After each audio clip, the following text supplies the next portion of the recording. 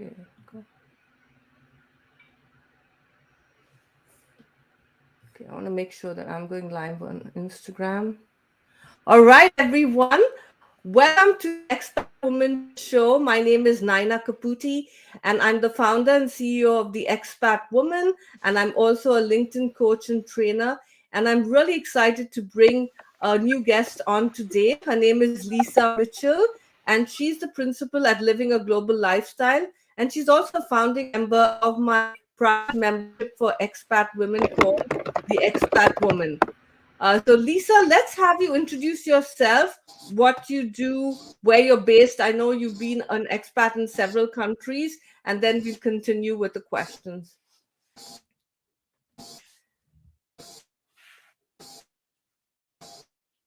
Lisa? I didn't hear what you said. I'm sure it was all wonderful. So I'm not going to worry about it. And I know we only have 30 minutes and we did prepare ahead of time. So I'm going to go ahead with the questions. Well, first of all, Nina asked me to introduce myself. So my name is Lisa R. Mitchell. I am the principal of Living a Global Lifestyle, a global living brand and community for expats, digital nomads, and global travelers. Actually, right now, maybe it's a little glitchy because I'm doing the domestic digital nomad thing and I'm in a hotel and I have all these devices around me. So maybe that's why it's glitchy. So I help people live their best life abroad, especially as it pertains to managing their finances.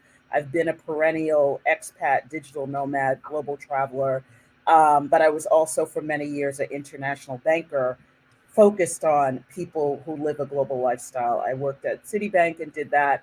And then I moved over to Wells Fargo and I ran the business that they had then dedicated to people who live a global lifestyle and managing their finances. When I moved to China, I did something a little bit different in teaching corporate training and came back and decided to write my book, which is still not finished. But then people were always asking me, well, can you tell us more about how to manage our finances? So what started, content is content. What started as speaking, as, hopefully writing, and I was always doing speaking, has turned out to speaking and, having I do think I have a good following, maybe not a lot of likes, but when I call people, they come, and I have a core following of people who they know when I speak, I know what I'm speaking about. I'm not just influencing and giving anecdotal advice. I'm giving real stuff. So that's who I am.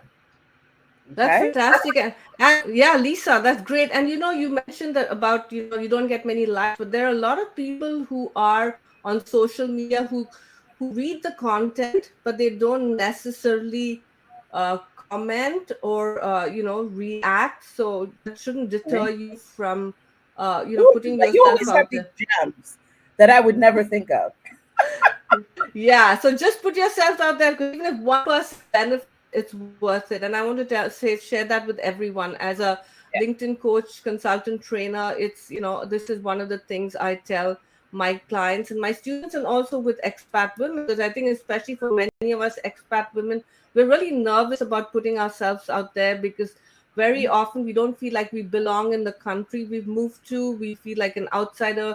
We don't want to stand out too much because maybe we sound different, we look different, our cultural experiences are different, right? So that can stop us from really putting ourselves out there on social media. And then when we don't get the engagement, it like then imposter syndrome kicks in, and it's like, see, that's why I shouldn't put myself out there, because no one's even paying attention to me. So let's continue. Let's Absolutely. continue with the topic, Lisa, about let's start with the title. How does one plan, financially, before you leave for the country you're going to relocate to? What are some key tips and advice, and maybe even share your own experience and how, Absolutely. this got you, how you got into this field. Right. So I think, just along the title, how to prepare, I think a lot of people, I still see this. I'm like, what, 30 years in, and people still don't prepare, right? If I'm on Facebook, social media, people, oh, I moved abroad and I didn't know I would still have to pay taxes. Right. Well, for US citizens and permanent residents, you're taxed on worldwide income. You're not going to get away from that right now. So you have to know. So I always tell people, people go, well, should I have a budget? You need to go beyond a budget. You need a financial strategy. But a financial strategy starts at, what are your financial goals, right? So let's just take me, my last assignment, right? I was like, okay, I'm going to move to China. I became a teacher. My income drastically reduced. So my income that I got in country is what I plan to live on in Shanghai. Okay, but what about my home country financial obligations? How much are those? What about my new financial obligations in your new host country? And people don't think about that. I have to say that, when I was thinking about this, managing finances in multiple countries is very difficult. I don't care how many apps you have, and we'll talk about that later. I don't care, if you have your phone and you have this technology. It's very, very stressful. And I think, you still have family in India. I'm going to be moving abroad at some point, and I'm caregiving. People never think about the financial obligations. As a matter of fact, I see people moving abroad to get away from their financial obligations, which I don't understand. So you have to know, what are my financial goals, right? We still see people, even in our group who attached to Summit or attended previous summits. Oh, I didn't know I wouldn't be able to invest. Right. Especially for US citizens, that's key. So you need to think about the key areas, right? You need to think about taxes. You need to think about credit. And the key thing I always tell people, right? How are you going to be making money? What are your sources of income? If I could blow that up, what I always ask people, what are your sources of income in your home country and in your host country? That goes into your financial strategy. Okay. So maybe for your home country, last time I was living in China, savings was my income, right? Investments, things like that. But I was living on my income that I received as a corporate trainer teacher in Shanghai. So that was supposed to cover all of my financial obligations. And we'll get into that later, what sometimes Right. but so those are kind of the things that you need to do before you move abroad. And I might That add, if you're a family, and I think we have this as one of the questions, you need to be sitting down with your spouse and partner and talking about that, and then also talking about, sorry to say, doomsday financial emergency if you have kids. These people are dependent on you, so you need to have that discussion as well. those are great tips, and I agree that a lot of us, even I was a accidental expat because I came here to study, and then I met my husband here, and then I landed up living here. But I think you're right. Fine, especially again, I don't want to stereotype women, but for a lot of us, we don't like to think about finances. It's like, that will happen after we move. We'll figure it out as we go. I mean, even now, I still don't. I like to make money, but I don't pay too much attention to how to save it and how to be more strategic. And so Right. I think that's really, I'm really happy with discussing this topic, because I think this is where it can really affect how you survive and thrive abroad if you haven't really figured Mhm. out how to plan for this. But with that being said, we were talking more about people who are going to start their journey abroad. But what about expats who are already living in their country, listening to this either live or a recorded version, and they were like, Yeah. shoot, I did not do all this financial planning, but I want to start now. I've listened to this conversation between Nyna and Lisa. What do you suggest to people who have already moved abroad and now want to start financial planning and managing their finances and taxes, etc.? So if you're already abroad, I mean, it's December, so this is always December, January, a good time for financial review. And if you're living Right. abroad, you should always be reviewing your financial status. One of the things that people who already live abroad, we kind of get comfortable. And we don't also, again, I'm going to just, really kind of focus on US citizens. You need to be hooked into what's happening. Is there legislation that's going to affect investments? So there are two things that are happening now. One I wanted to mention. The first one I forgot to verify, but I read in an article that the State Department has stopped counting US citizens abroad, which I don't know what's behind that. So I want to verify, and I'll come back to people. But the number was always a little shaky because I think it was based on address on tax returns. a lot of expats still living overseas don't change their address. They don't make it their foreign address, and they keep their U.S. address for various reasons. So that number has been, I think, 9 million since 2015. So that's number one. Number two, what's happening a lot is we're seeing a lot of bank closures. If you look, there's been a couple of good articles the New York Times has done. Banks are doubling down, and what they're doing is they're de-risking. So any irregular transactions, like moving money abroad, right? Or this time of the year, December, January, maybe I'm moving money and I want to send a gift to my friend in Italy and I want to send to this one. So banking relationships are being very, very difficult. You need to watch that and you need to monitor. Banks will send you a letter like that. You have 60 days to close the account, close the investments. So if you're living abroad already, you want to be checking in annually, more than annually, 2, 3, maybe I like quarterly finances to see if everything is still the same, if your banking relationships, how they're working together. And also, again, another question I see, Nyna, a lot. Oh, I've been overseas 5 years. What are you guys doing about retirement? That's probably something you should have asked yourself before you moved overseas. But it happens. Hey, 5 years goes by quickly.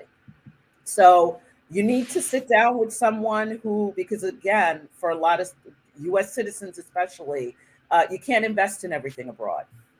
Okay, you're locked out from certain types of like mutual pooled, we call them pooled investments. So you need to be sitting down with someone saying, hey, I thought I was going to invest in this mutual fund and add money here. What are my options now?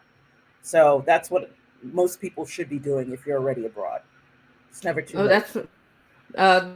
thank you for sharing that, because yeah, you just assume once you've moved here, that's it. Now it's going to be too hard, and I think it's also a Mhm. question of spending a little bit more time and doing some research, maybe finding a financial I don't know, advisor Yeah. possibly in your country of origin, right? Yes. And talking about that, because I know another big issue a lot of us experience is taxes, right? Very often we don't realize that we have to pay taxes to our country, in our country of origin, and also often the country we live.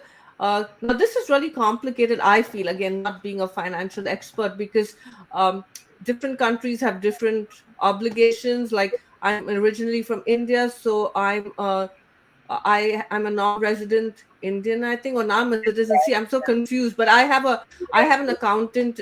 I have an accountant in India, because I still have some, stocks and some Yeah. investments in India. So, but none of this is. So, there's no handbook like when you move to a country, like this is what, okay, this is the country you're originally from. So you need to find an accountant there, pay taxes there. This is what you need to do in this country. So because we are such a diverse global community of international women, especially women watching this, what advice do you give? Because it's so different for different countries. For instance, Dubai, you don't pay tax, right? In the Right. UAE, I believe you don't pay taxes, right? So how Right. can we find this out? What are some simple steps to figure out taxes, whether you pay, how do you pay, etc.? Okay, so that's a really good question. So you know me, you'll hear this all over. While you're thinking about moving abroad, you need to do a consultation pre-departure, or okay, post-departure with an accountant, international accountant, with someone who understands people who have cross-border financial issues, right? Who deals with cross-border families.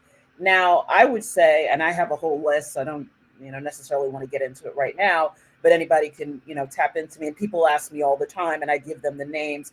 I tend to give people who've been in the business a long time, but you need to be sitting down and meeting with them, right? And you need to be saying, okay, so I'm a US citizen, I moved to the UK, my husband is British, my kids might be British and American, we have stocks, we have bonds, we have property, what are we going to do, what should we be doing, right? And you're right. There are some books. Most of them, to be honest, put me to sleep. It's hard to find a happy medium where it's not too cerebral, but it's easy enough to understand. And that's where I kind of came in what I was trying to do. There are a lot of people, actually, Nyna, who say it's not difficult. I have a lot of friends overseas who are like, I just do my own. Okay, well, Mm. and the IRS has a complete department dedicated to people who are living overseas. And actually, if you go to the website, the information is actually pretty good. I would never do mine overseas. I would never do mine on my own. I that's just not something I can do. And let me remind people as well. And you can go to any of the groups that do a great job of helping U.S. expats abroad. Expats, people who live a global lifestyle, are always low-hanging fruit. Okay, why are you living overseas? You must be hiding something. Wait a minute, you have that bank account here. Now I have, I think, 2 bank accounts in China. They probably have like 10 RMB. I report them all the time because I don't want the IRS and what say, oh, well, you have that in Bank of China. You do. I report them all the time. So good advice. I'm sorry. My friends that say they do their own taxes on their own as expats, God bless them. But you need to find someone also who's familiar with your home country and your host country. Definitely. You find that. Sorry, Lisa. No, that's okay. I mean, I keep I'm a member of a lot of groups. I keep a big list. Also, some of the organizations that help Americans, ACA, or maybe in your home country, you can look for groups that help people moving abroad, and you can start to compile your own list. But I have a running list, and like I said, I only look at people who have been, in the expat space for a long time. So if anybody wants a couple of names, I'm supposedly going to publish a handbook, but anybody wants a couple of names, just let me know. Awesome. Or maybe names of groups. Yeah. Maybe you could create like a PDF like with the names. I do have one. I do. Okay. But it includes everything. That's why I said if people want the names, I can give you just that. I have resources for everything, banks, everything. Oh, awesome. So yeah, if you can share the link, in all these on our live stream after we're done, and when this, that would be really helpful. I see a couple of people have joined us. If anyone wants to introduce themselves in the comments, go ahead, let us know where you're calling in from. And if you have any questions, because we are streaming this on YouTube, on LinkedIn, on Facebook, Instagram. I have to figure out why it's not streaming. This is the first time I'm trying to stream on Instagram. It's streaming on your Instagram, I believe, but not on mine.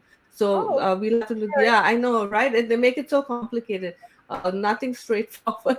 But anyway, so So anyone wants to introduce themselves or has a question or comment, please go ahead and do so in the comments. But we'll continue with the questions because the other question I had, was about maintaining an emergency fund while living abroad. I know that was a topic of your presentation for Expat Woman Summit in November 2023, and I'd love to hear, a little bit more about that briefly, though. How people can go about doing that.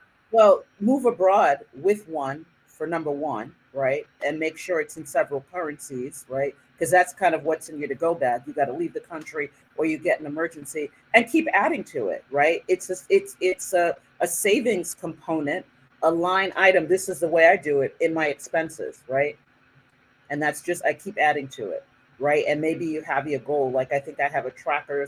Like last year I did the challenge of 1,200, I don't know, 52-week challenge or something like that. You could even do something as simple as that. As long as you have money aside, cash in different currencies, easily convertible currencies, and just keep adding to it and building to it. It's another expense, right? Wait, did you say cash? You keep it as cash, your emergency fund? I keep, well, okay. Depending on what country you're in, right? And how much your emergency fund is. So maybe like when I was in China, maybe I only kept like maybe $5,000 or something like that. But again, I'm kind of solo. I have credit cards. If I had a family, you're right, I would have more. But still, it depends on what country you're in, right? The other question we could talk forever about banking and banks in foreign countries, and the questions that people don't ask. You want to keep it in a bank in a foreign country? Is it insured? Do they have a version of FDIC insured? If something happens like the pandemic, where like in certain countries, I think I had posted, I think it was Myanmar, but every country was like that, where the lines were for the banks. Who do you think is first in line to get their money? Right? It's locals. Right, So right, you need to kind of think about whatever makes you happy. I like having cash, so everybody has their own threshold, and I like right. having currencies. So No, that's important. But the banks, banks in the country that you live in, right? If they are, if it's insured, and yeah, because we also have to pay attention to that. I see Michelle joining us from California. She says she would love to move abroad, but so concerned about paying student loans with a lower salary. Do you recommend paying off other debt like credit cards before moving, so it's easier to maintain lower bills? hey, Michelle, I wish I had done that. I've never done that, but the next time I'm gonna do that. You know what? It's like people say having a baby. There's never a perfect time, but maybe you didn't hear from the beginning when I said managing your finances globally is just a headache. If you have less financial obligations, it's just one less thing to do. But I mean, I wouldn't wait forever. I mean, you need to look at your salary, you need to look at the income. You're asking the right question, actually, Michelle. You're looking at what your remaining expenses will be in your home country in the US. Most people don't do that. When I ask people what's your number, they're like, number? What's your monthly number? And can your new salary, can you afford it? If you can't, well, then you need to pay off some debt, some financial obligations. That's a really good question. Yeah, great. Thanks, Michelle, for asking that, and thanks, Lisa, for responding. So we are there's just 5 minutes left before we are done with our 30-minute interview. So, Lisa, that there's so much to unpack, and I know we can go on forever because I think this is such a such an important topic that is, as we've discussed and I brought up several times, neglected, because Yeah. when we think about moving abroad, it's all about the excitement and what it's going to look like, and our finances take a back seat. So Hmm. just since we have such a global audience, people from the US who are living abroad, people living in the US, people living in other countries who have no affiliation with the US, are there any key takeaways you can share that that people can implement today? I know you shared a lot of hot tips, but just to reiterate, if there's something new you want to add. I know you also wanted to briefly talk about insurance and investment. How people can also invest. I know it's a lot, but in the next 2 or 3 minutes, could you respond to those questions and also share some hot tips? Well, you were talking about people. I'm sorry, I think I missed that. People in foreign countries, what can they do? And I think that's what you asked. Yes. I was saying anyone living anywhere, not just the US, because Yeah. because we have a global audience. Like, what Yeah. is one tip someone can do either as an expat or living abroad, either with managing their finances, investing, or insurance? Okay. So I think it was in your group or another group. Someone brought out that when they move abroad, no one ever tells them what they should know. So I always tell people you need to become familiar with the new financial system of the country you're moving to. People never do that. And then they go, well, why isn't this like at home? Well, it's not going to be at home. I think that's the one thing. And I remember when I was a banker and we used to ask the US Embassy, sorry to blow the US Embassy up, well, can you help? They're like, that's not our responsibility. Our responsibility is to give people visas. They get here, they need to figure it out. So you need to prep yourself. You need to be, I mean, when I first moved abroad, it was my Let's Go book, and that's it. Now you have Facebook groups. Now you can look at ACA and Arrow and other groups, or groups in your country that support people moving abroad. You need to look to them to help prep yourself. But that's one of the things people don't do. They don't familiarize themselves with banking systems. You had asked me, I think, what's like one of the things that the devil is really in the details. I mean, hopefully you're reading broadly, but when you're living in a foreign country, it's those daily things like forgetting that you need to know your ATM numerically and alpha as well, which happened to me. And of course, I locked myself out. Me, Miss Banker, who had been in Shanghai forever. It's those small things. Or needing a cash advance and thinking, oh, I'll just go to any bank. Well, that doesn't happen in every country. Turns out I had to go to the central bank in China, and I couldn't go to any bank, including my own bank from the US, because they are not licensed and authorized to do that product. Okay. And that's something I would not have known. So you wanted me to just briefly talk about insurance. Well, you know how I feel about insurance. I don't know why anybody's going overseas these days without insurance. I don't know why countries have stopped letting people in without proof of insurance. I'm about to go away myself, and I just don't get it. You need insurance. Everyone knows my story. One day I was kissing a cute boy. Next moment, mid five-figure bill in 10 days in a Chinese hospital. And I was lucky, right? I could pay. Other people can't pay, they're kicked out. I don't. Another thing people seem to think, oh, people have universal health care in foreign countries. It's health care for everyone. Well, again, you're a foreigner in that country. That may not mean you. And investments, again, I am very, very steadfast. Like cross-border financial investments is very, very complex, and the rules are very complex. They were made for corporations, not individuals. So you need to get yourself some advice as to what you can invest in. I just saw, I think before, while I was researching, that one of the biggest mistakes people do is thinking that they can invest in their new host country because it sounds so great. And we are targets. I mean, you get to a foreign country and you're kind of like, wow, you're an expat, you have lots of money. And you get people coming up to you all the time. And I see a lot of people fall for it. And of course, they never want to talk to me because I'm a banker and I two questions and they flitter away because most of them are not licensed, or maybe even in the country, they don't need to be licensed. So you also need to do a little bit due diligence about that. You need to be looking at your portfolio. But again, Nyna, it's back to the beginning. What are your financial goals?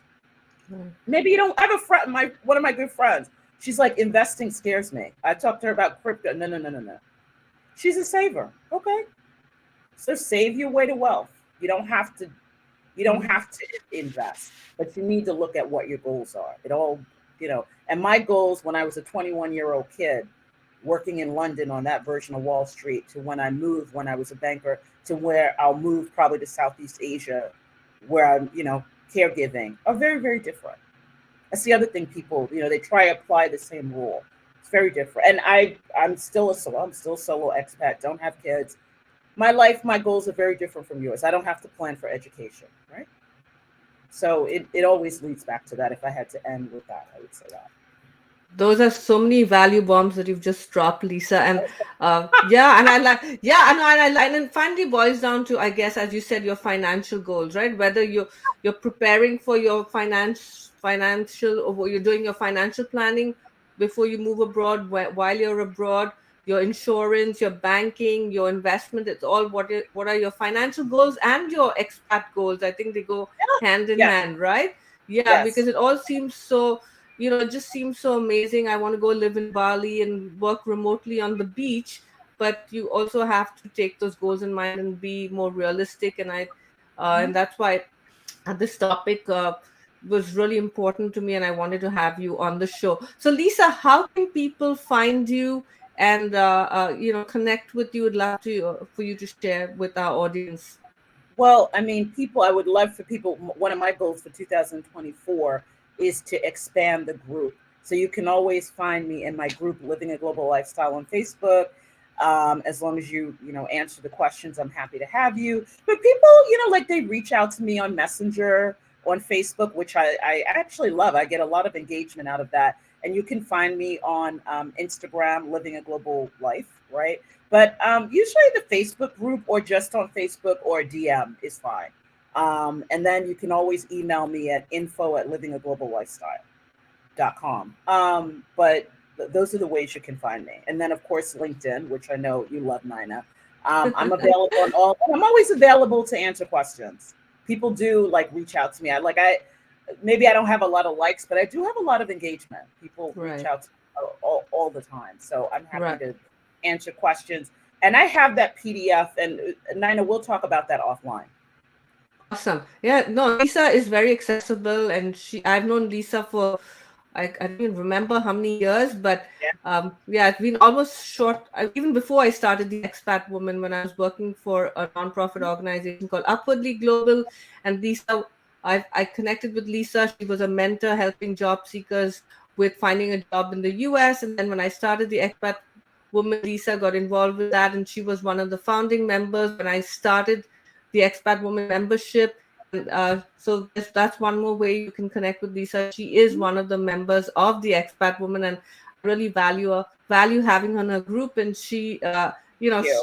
it's so good to know someone who also knows finances, and especially expat finances, because I think there are lots of expat coaches out there, amazing expat coaches, but I think there are fewer financial expat coaches. So it's really a pleasure having you in the group, and you Oh, always willing to share your any expertise. anytime, anytime. And Mike, it's well, I've got the caregiving, so that has slowed down. This has been a really tough year, in terms of content. I mean, I could like sit in a room and just churn out content, and I want to get better and give more. But people can always reach out to me and ask a question. And next year, I would like to do more one-on-one because I'm taking on more corporate projects and things like that. Where I can help people individually and try and just give them a framework, because as one of my clients said to me, you don't know what you don't know, and that's Yeah. still the case. That's still, because I mean, most of the people out here giving finance advice, they're either very specialized, right, and like they're an accountant or they're an investment person, which is great, but if you don't know what to ask them, then it's kind of moot. And the other people give Right. anecdotal advice. I'm not I Mm, can give anecdotal advice, but I really want to educate you to ask your own questions. that's Know what fantastic. questions to ask. That's what Right. I'm That. financial education, international financial literacy, not Right. anecdotal like you don't use your credit cards. What is the common one? How to save money, which is, don't get me started on that one, but uh, How that's to my become a millionaire? How, you see all these on yeah, LinkedIn, right? you move abroad and do the fire movement, and then you ask people their sources of income, and they flutter. And to end, that's one of the number one questions people DM me about. Lisa, I saw you, and I heard what you wrote about, but I'm really scared. You know, what are people really doing? What if I'm not a influencer, or I'm not doing social media? How am I going to generate an income? Right. They may not say it in a group, but they'll DM me privately, like, is Mm-hmm. it really that easy? Or, I'm really afraid about that. And you should be afraid. That'll ruin your whole living abroad life, That's right? good. And on that note, let's end. Like, make financial literacy abroad a priority and connect with Lisa. Thank you so much, Lisa, for having me on You the are show. so Thank you. welcome. Hope to see you in January. Yes, and thank you Yes. everyone who's joining us, and look forward to our next Expat Woman show. Stay tuned. And I'll share links to the Expat Woman membership, and the Lisa will share links to her website, Facebook, in on YouTube, on LinkedIn Live, and then Facebook, and hopefully we'll be able to get onto Instagram as well. All right, bye everyone. All right. Bye. Happy holidays, everyone.